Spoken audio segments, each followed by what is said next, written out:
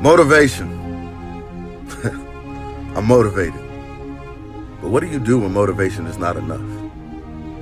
You rely on your work ethic. You rely on your discipline. That's my mentality. Now let's get it.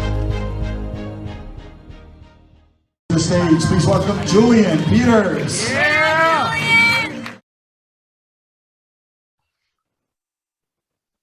What's going on, everybody? This is Julian back with my Mentality podcast. It feels like it's been a while since I've said that.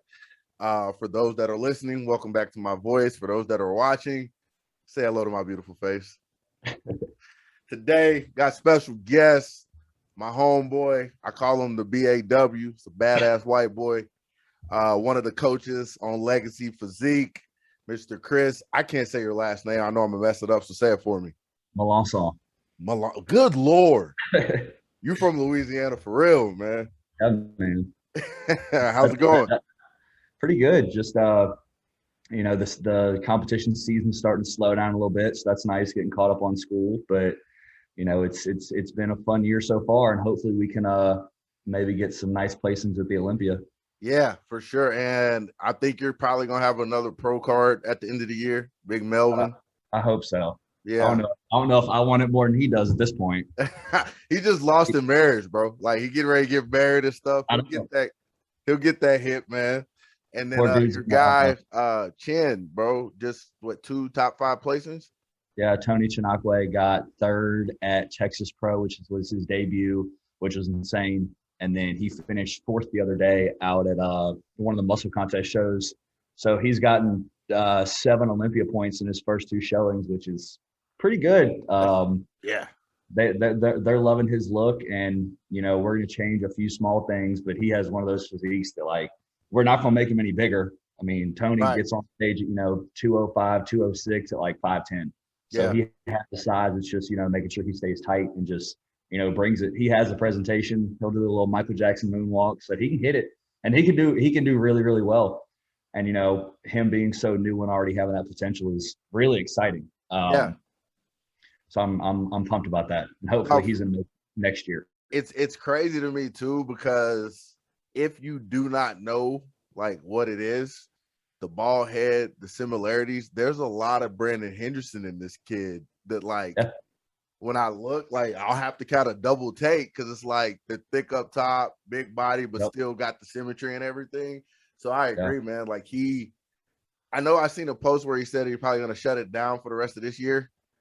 Yeah, I tried to convince him to do, there's the Daytona show this weekend. I was like, look, man, like I'll buy the flight, I'll go, like I'll be there.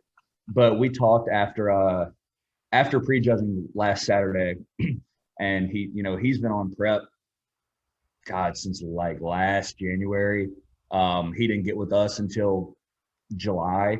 So, I mean, that was 7 months in itself. His pro debut was, mid-August. I ran him into another show. So, I mean, man, he's looking at, almost 10 months of, hitting it hard. He's the type of guy that he'll do 2 hours of cardio a day. And he doesn't complain. Like, that's how he came to me. He's like, I don't want to change that. Like, bro, okay. Like, you're better than me. Yeah, for sure. I've only had to do that one time, and I was 270 trying to get down to about 205 for stage. So I did it to myself.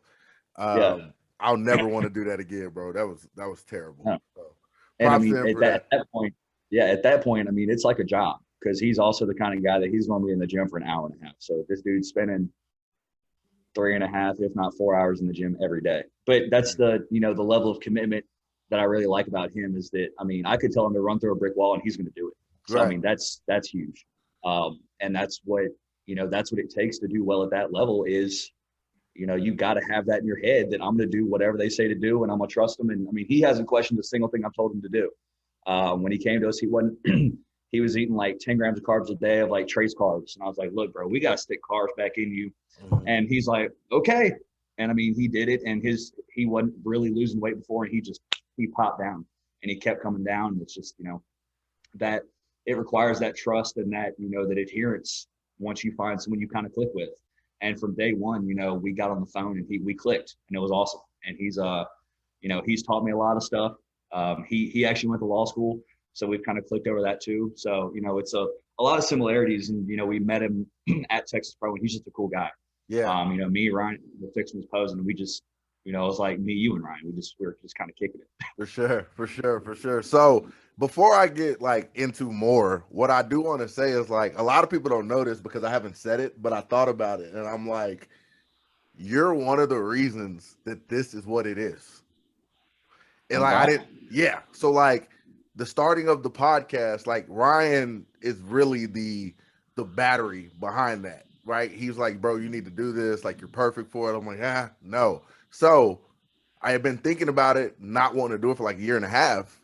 And then when we did the seminar and you came and spoke in front of everybody and you had us write our goals down, that was one of my 3-month goals. And like I literally just went home, I read it, and I just started it. So I didn't even think about it, but like you doing that actually is way more beneficial now because I have this and I've been going with it. It really is you doing that with the goals. And that's what Ryan had us do that. I think it was New Year's 2017. That was like everybody's homework of that New Year's week, that first week of like, because that's when everybody kind of starts to cut for the earlier shows. And he was like, everybody needs to handwrite these goals and they need to send them to me with their next check-in. And that was always something that kind of stuck with me. And again, when he asked what I thought I wanted to talk about in Dallas, obviously with not a lot of time to prepare, knowing your I was like, well, man, like goal setting, because same thing. It was like the first weekend of January, second weekend of January, and something that, it pushed me to do things. It pushed you to do things. So, I mean, hell, that's two of us that we know about.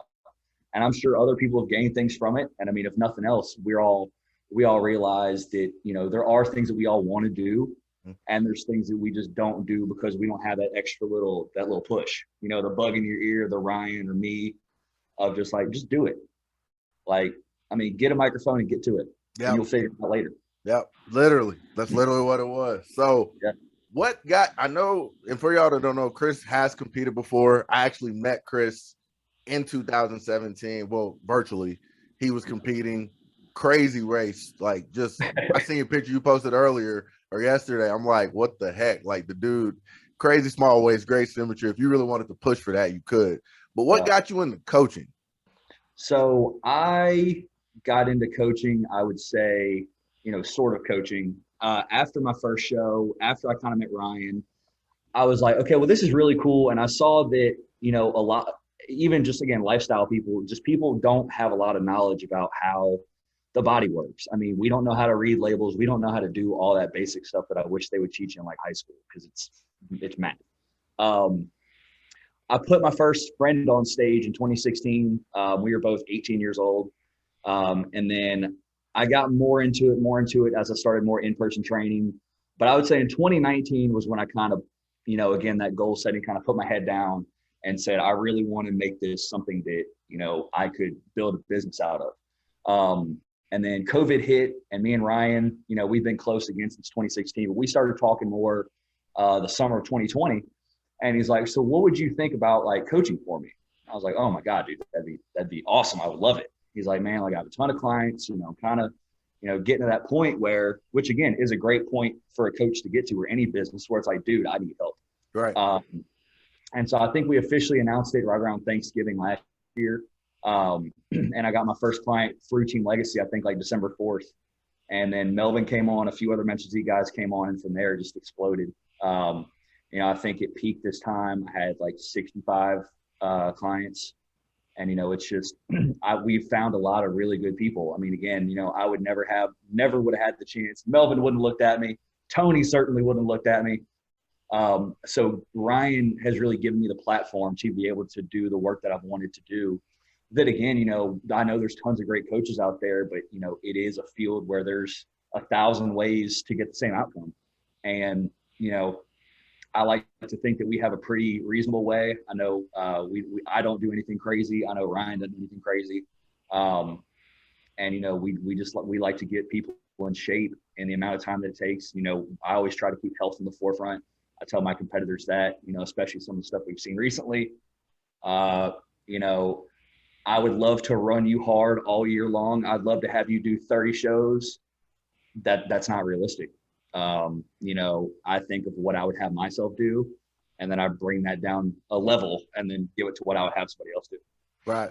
And one of the things you said earlier that I think is important, a lot of people understand, and it's more so, it ain't even the diet and nutrition part, it's more so the psychological part of it, which is just the relationship in general. Like you got to find a coach that you can gel with. And I think a lot of people don't understand that and they just want to go get names. Yep. Like I had to learn that the hard way with Ryan. When I first came to Team Legacy, I wasn't ready for that kind of coaching because I had been coddled and babied. So it was like I could text my coach and get a change or get an answer because we were like 30 minutes from each other. Where Ryan is like, here's your plan. I've hit everything in it. Follow it. Check in. We'll make our adjustments. Right. And so I was a baby. So like when I came back, I understood what it was. And I'm like, this is perfect for me whenever I get to doing it. This is perfect for me. But before that, I wasn't. But it really is style related. It's like when you're a high school football recruit, you don't go to a school just because it's OU and you're a running, you know what I mean, or you're a defensive player. You don't go down south to Alabama where you go where it's known for defense. So yeah, that I like that you said that. And again, that is something that I tell, my competitors, or I'll tell Ryan's competitors, that we have two different styles. I mean, again, Ryan is really, and again, because Ryan has more competitors. Mm-hmm. I mean, Ryan would love to talk to everyone 24/7. It's not realistic. And I got to the point later in the summer, it was like, look, guys, I love you. You're all great. I would love to FaceTime you every day. I don't have the time, because if I have that time for you, now everyone wants that. And it looks like you're playing favorites or this and that. But, I do like my competitors to check in, or not check in, but like if something's going up, like something's happening right then, just tell me. I like to smash small things and then get it out. But again, like this, I have people that they will only check in. We don't talk besides that. And they do great. I have people like Melvin who might send me 9 videos in a day. That's great. He's happy, I'm happy. I try and base my coaching off of what I know works, and then what's going to make the client feel like they're comfortable, and then how are they still going to get the results. Right. And again, I know there's coaches that like every 3-day check-ins, and they want you to text them in the morning. I know there's coaches that if you're not dying, don't talk to me. Mm-hmm. And so again, we try to be pretty transparent with our clients. Like whenever it even comes to picking if they want to be with me or be with Ryan, I say, here's kind of what you can expect from each end, and here's what you're going to get. And if we're not what you're looking for, okay, I hope you find somebody you're looking for. Right. We're not going to sell you a dream. No, I mean, I like to. And you're to the point now where you don't have to, like the team. And that's the other thing. Like it's not where I'm out here begging for clients. Like it's a privilege to be on this team now. You know what I mean? So it's a little different than the person starting up. Right. But yeah, I feel you. Yeah, man. So when it comes to coaching, one of the things you mentioned as far as how do you feel about emotional intelligence? I know you're a smart guy, so I know you've probably heard of this before. How do you feel about that? Because it sounds like that's what you're basically breaking down, is the ability to diagnose what you're dealing with clients and kind of how to work with them. Would you say that that's the situation? And if so, then I want people to hear that, because if you have, I think like we as clients or we as competitors forget our coaches aren't our coach only. Like, so it's like bodybuilding is a selfish sport, but like competitors are selfish too. Like we're our coaches, like we want to be answered. So like, how do you deal with the different personalities and juggling that? And if you do have to coddle to, I don't want to say his name, like but like Melvin. So if you have a Melvin that's sending you like 9 videos versus somebody who you barely get responses from, how do you work through that? You realize that, in the first few weeks, I'm able to tell, again, I'm going to keep picking on Melvin because he won't care. You're able to tell what your client's personality type is. Melvin likes to, he likes to nitpick every little thing, which is awesome. I love it. Now, I couldn't have 40 of them, because then again, I wouldn't be able to do what I need to do for everybody else. Right. And again, I try to set the expectations, like in my client's onboarding packet. I say, look, like if I'm free, I'm going to answer you that second. But, I have responsibilities. Again, I am in my 3rd year of law school. Like we're going to talk about that. That's coming. But I like to be as responsive as possible. I tell my clients, if you check in on time on a day, you will be checked in that day, whether it's 2 a.m. and I have to stay up and do it. But also I need you to respect the fact that if I ask you to check in on Monday, Tuesday, or Friday before 2 p.m. and you check in at 5, I'm not going to answer you that day just because that's not what I asked you to do. Right. I'm going to fulfill my end, but you also have to fulfill yours. Right. And that's one of those things where, it's a coaching moment. I tell people I'm your biggest cheerleader, I'm your biggest critic, and I want you to be just not a better bodybuilder, but a better person and kind of have your life together as much as you can. Right. Because Ryan said it, the more you have your life together outside of bodybuilding, the easier all this gets. Trust me, if you don't have money trouble or this or drama, relationships, all that, it's easier to just go to the gym and just kill it. It's easier to prep your food. You're going to have a nice appetite. You don't have an extra stress. I mean, I have a girl right now. She's in her peak week. She just quit a job that she hated, and she was only sleeping like 3 hours a night. She's dropped like 5 pounds. And I've said, look, imagine that. I said, you finally listened.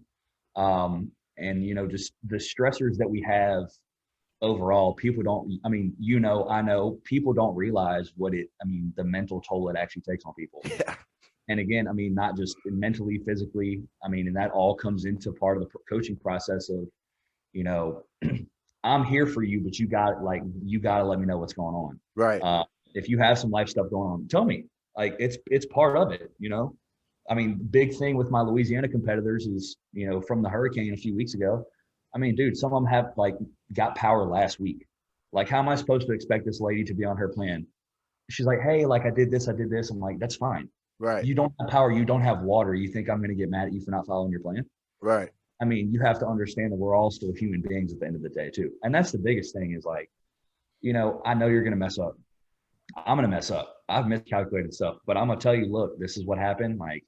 And we're going to move on.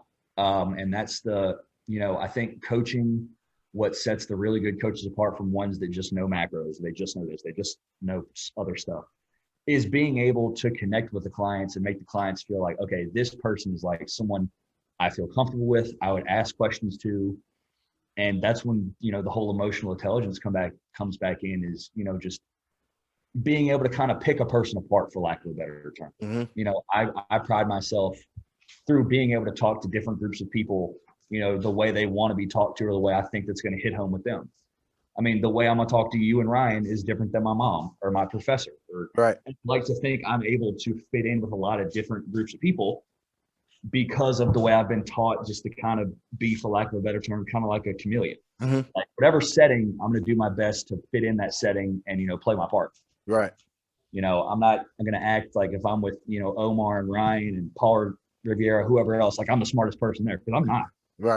sitting in the corner and I'm just going to watch and listen. Right. With my friends that don't work out, I might be the smartest person in the room when it comes to fitness. I'll accept that role. But I think, it's all about just, again, fitting in where you can and just doing it. Ability to adapt. Basically. Yep. Yeah.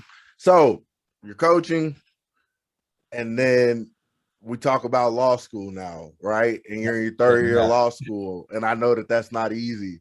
So to think about the type of drive and grind that you have to be able to be doing both is already incredible. But what is that like? What is it, I don't even know, a typical day, for going to school, checking in? It's how are you managing these things?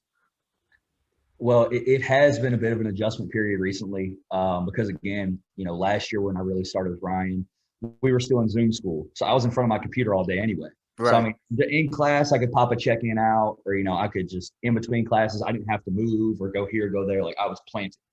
I may be there from 8 to 5, and at 5:02, my day was done because I had found time to do everything. Right. Summer, same thing, but we added in the traveling. I went to every national show.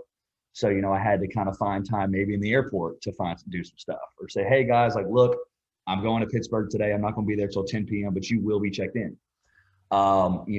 Came mid-August, it was a whole new beast because we're back in class. I have to be, kind of zoned in more than I was on Zoom. So, for example, Monday, I woke up, worked out, went to class. I was in court till 5 p.m. So check-ins were after that. And then all the school stuff I needed to do for Tuesday.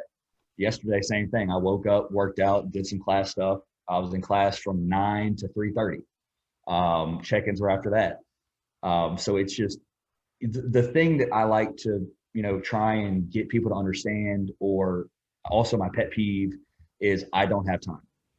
because I think there are very few people on this planet that can honestly say they don't have enough time to do something. I think all of us usually have a problem of we're filling our time with stuff we don't need to be doing. Again, I've had clients literally fill out a 15-minute, divided timesheet of what they were doing. Obviously you're at work from, 9 to 5. All right, well, what do you do at 5 o'clock? Okay. I go home, I watch Netflix for 4 hours, I eat some chips. All right, well, there's our problem right there. Like, you could have spent 10 minutes cooking some chicken. You could have done it I'm cool. If you want to work out at home and you're a beginner, awesome, do it. You can do it in front of the TV. I don't care. But it's just, when people say, I don't have time, I'm like, you probably do. I mean, I have Kelsey Woodhouse. She won an overall last weekend for me. Dude, she'll wake up at 4 a.m. Like, she has 2 or 3 kids. Like, the kids got to go to school. She has to make their lunches. She has a full-time job. She has a husband. Like, if she can do it, I know a single 22-year-old can do it, or a 24-year-old, or a 30-year-old. Facts. But it's just, we've all gotten so used to, like, 5 o'clock hits and we're done. Mm-hmm. Like, and again, I've fallen into that sometimes. Like, I have periods where it's like, no, I'm good. Like, gym can wait till tomorrow. Meal prep can wait till whenever. I'm going to go get a pizza, or I'm going to go get, just do nothing. Right. And everyone needs those days. But, when you're looking at getting into a national qualifier or getting at a pro qualifier, like, it is a commitment that you make. And at that point, I'm holding you to that commitment of, look, bro, like, you represent me when you get up there too. It's not just you. Right. And that's what, like, I've had people that I've had to pull from shows because they're just not ready, whether it's, one circumstance or another. But, what I tell people is, like, yeah, you want to look good? I want you to look good too, because my name's going behind you. Ryan's name. Our brand. That's our brand. Yeah. But again, it's not just me at this point. I mean, I'm representing Ryan too. And I mean, we're putting people on the Olympia stage. I got to make sure everybody plays their part too. Right. Because I don't want to be like, yeah, Ryan's people look good. Chris's people really don't look good. So what do we have going on there? Yeah. So that holds me to a standard, which I love. I mean, because we all need that outside accountability. Ryan holds me accountable for stuff. I hold him accountable for stuff. I think that's why the relationship early last year went so well, was we both held each other accountable on different things.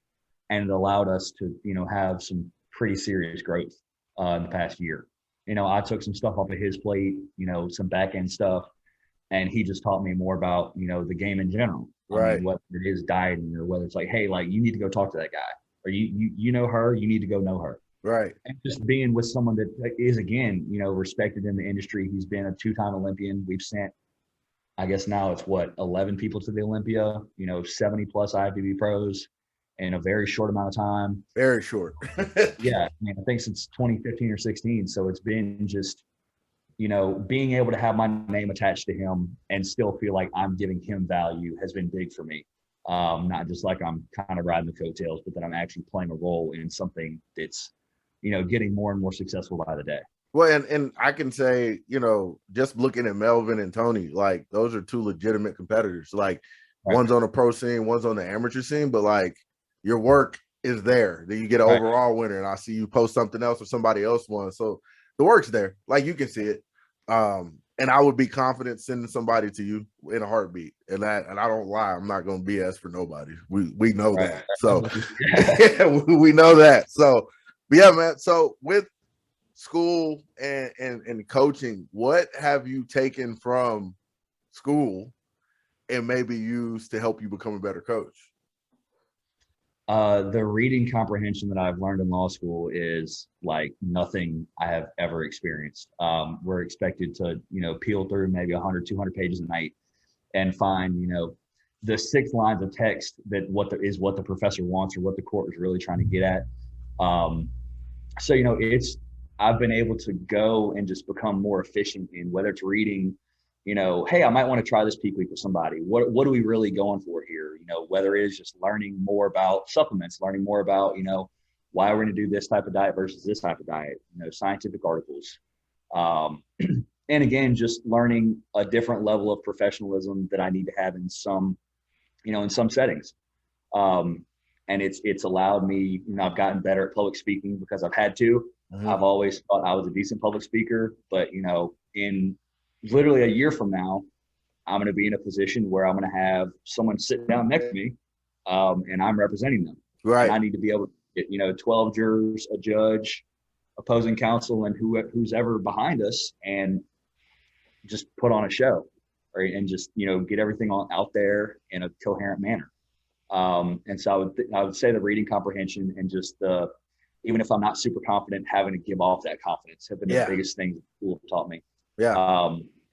And bringing it the other way from coaching to school is just realizing that, it's a grind.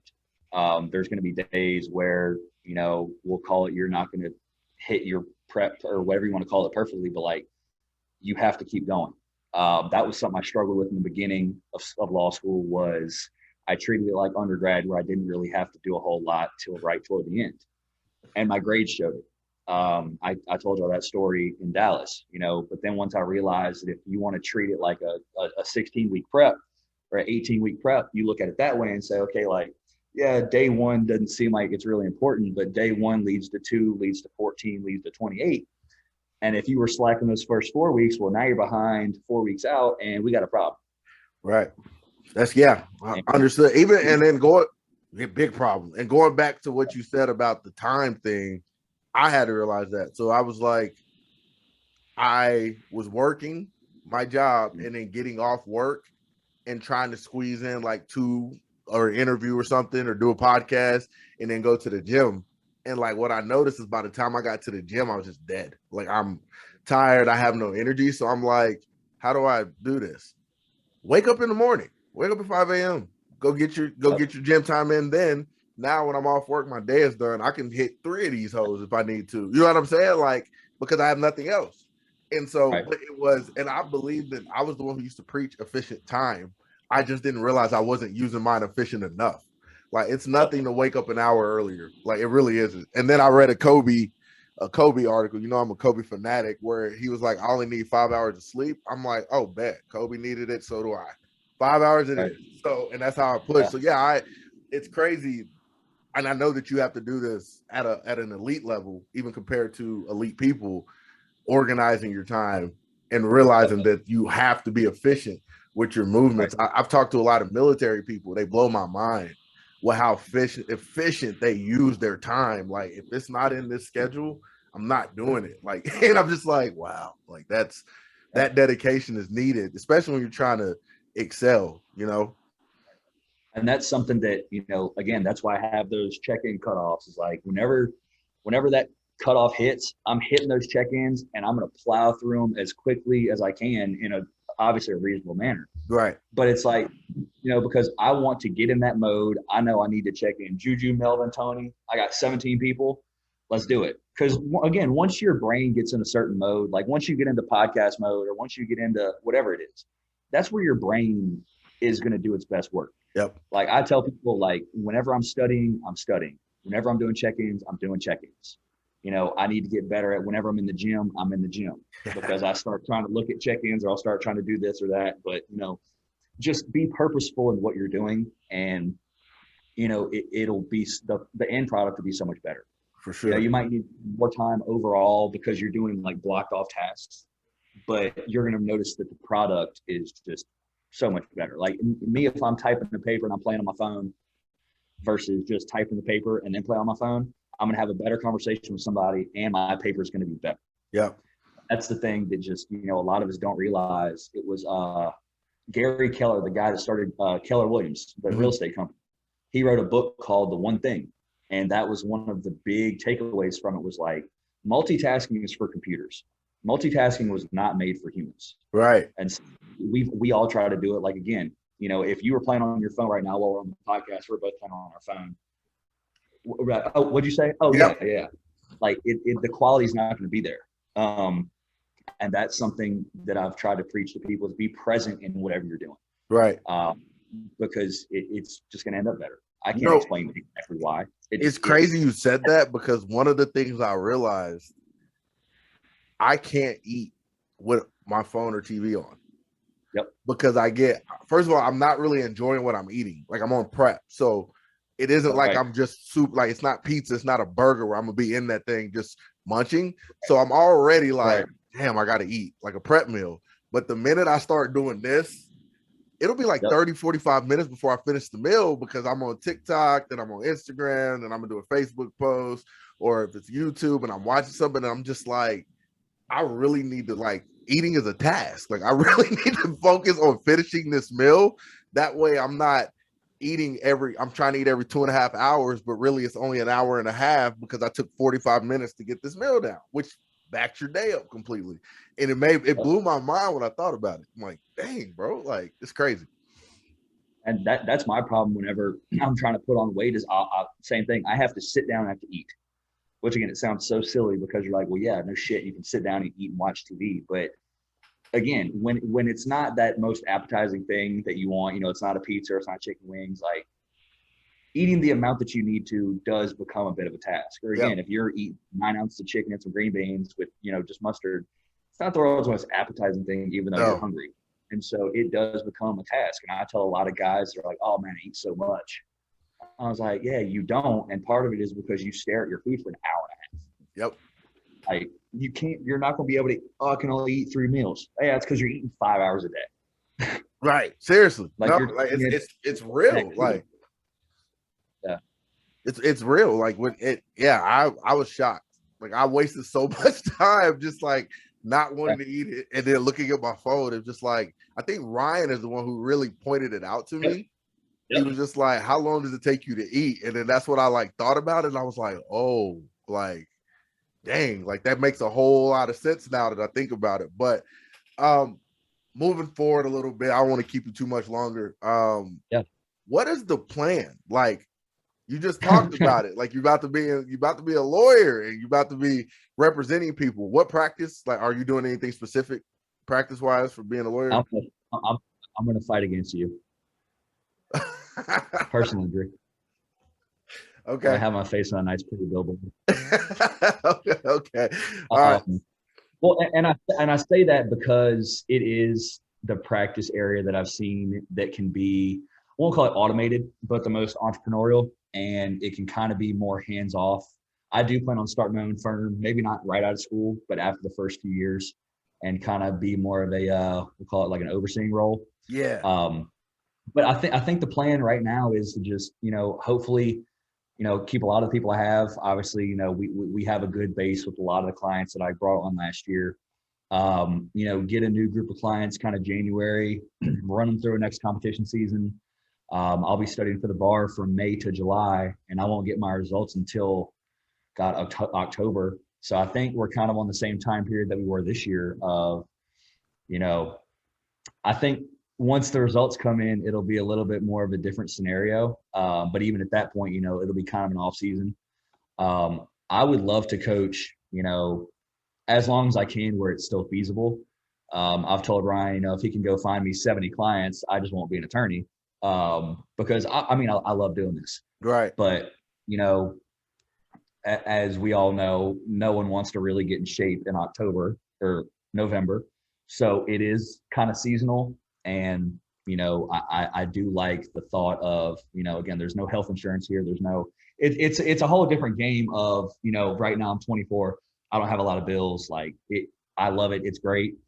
But, we would need to take it to that next level to really make this something where it's like, look, like I'm a team legacy coach. This is now my career. Right. We've seen people in the industry, Jason Theobald, Scooby Prep. He went to law school. And he practiced for a few years. Me and him have had conversations. And he said, he did it just long enough to where he could kind of survive for a few years while coaching really took off. Mm-hmm. And now, he's one of the best coaches in the industry, one of the most well-known.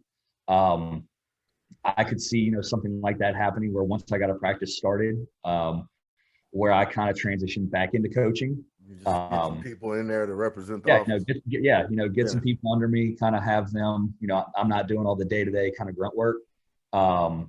Because again, I would love to do both, but I've had to come to the realization, kind of in the last few weeks where, like we said before, I can't be doing both at, 75% capacity. Right. I'm not that type of person. Right. I'm very all or nothing. And the last thing I would want to do is try and do both subpar and, cost competitors or cost clients. And, I would know at that point that it's time to pick. And, team legacy is going to go on without me. I know that. That's why I'm trying to do as much as I can and make my mark while I can. But, I would love to be a part of both. And that's, a conversation that me and Ryan have had is like, so what you going to do? Yeah.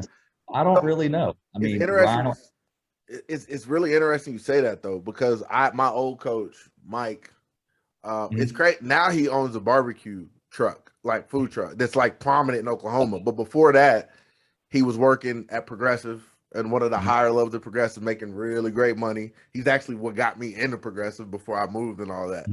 And I'm like, every night, Monday through Saturday during the daytime, but I was kind of like his apprentice. So I would go to work, I would come to the gym. He had a group of people that he trained every day. And you're talking about 20 people that are at the gym, that he's training. So he's bringing money in. And I'm just like, Mike, like, why aren't you doing this full time? Like, I don't get it. He was like, I can't do it until I can not only match the income I'm making, but like be over what I'm making to where I feel comfortable enough to do that. I want to say that took him, since I've known him, probably 4 years, where he felt comfortable enough to make that move, and then he did it. And then now he's doing the food truck thing where he's been barbecuing forever, but it like got big and he started it. But yeah, I would think that would sound like a decent, not goal, but like a mindset to have. Like, right. Because I know you're going to make some good money as a lawyer. Right. And, it turns into a talk about economics of like, do you want to do the coaching thing and make X right now, or do you want to grind it out as an attorney and make, quadruple that by the time I'm 30? Right. So, I've told people I hate having to possibly make a decision, but there are much worse scenarios to be in. Yeah. I'm very thankful and blessed for the fact that, I am going to have to make a choice maybe at some point. And just that, again, there are much worse places to be. Bro, that's like being a wide receiver and your two choices at quarterback is Patrick Mahomes and Tom Brady. That's literally what I'm thinking. Like, who do you want to throw it to? Or who do you want to throw it to? Yeah. But either way. But again, on that same note, like I am very much a planner. So I don't like not knowing kind of what that road looks like in the next 2, 3, 5 years, whether it's, just work or, when am I going to get back on stage again? Or, okay, so Melvin, if we don't get it in December, what are we doing after that? Or this person, like I like to have, just because, again, I like to be efficient with the time that we have.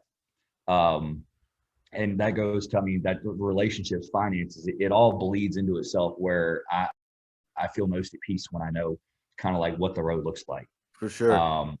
For a little while, the past 2 years, it's been pretty steady just because it was like have a few clients, go to school, finish school, worry about it later. Well, now we're kind of like finish school and worry about it's like right here. Right. So it's that added just look at the future, but still realize that I have to be the most efficient and present in for today. Right. So that's something that I've trying to kind of grapple with, but again, all I can do is take it day by day. And I would suggest writing a book at some point about all this. Oh, don't you worry. I'm all right. I'm gonna have to change the names of everybody, and I'm gonna be like J.K. Rowling. I'm not gonna be able to put my name on it. Don't put me in that damn book, man. I'll have to change everybody's name, change all the locations, but yeah, we're gonna write a book one day. Yeah, it's got to be done, bro. I've been telling people I think I'm definitely gonna have to write a book one day about some of the stuff I've been through. But yeah, man. So, all right, bro. I think we're gonna close it there, man. This was a really good conversation. I appreciate your time. Is there anything else you want to say? No, just I'm. Thank you for having me. I can't wait till the next time I see you. We had a great time last time, and we're gonna do it again. Thanks. Always. I'm ready. Always, man. So for everybody that was watching, you got to see two beautiful faces. And for everybody listening, you got to hear my voice saying, Chris, we appreciate your time. Oh yeah. New thing, Chris, you will be my first like new interview that I actually will be putting on Apple. Like I put all the old stuff, man. But you're the first one. Pumped. Yeah, I'm on Apple Podcast now. So we're doing some things there. But yeah, so for those listening, you can now see it on Spotify, or you can now listen on Spotify, Apple, and then we'll still have these YouTubes as well. So you can check those out. But we appreciate y'all's time. Y'all have a great one. We'll see you on the next one.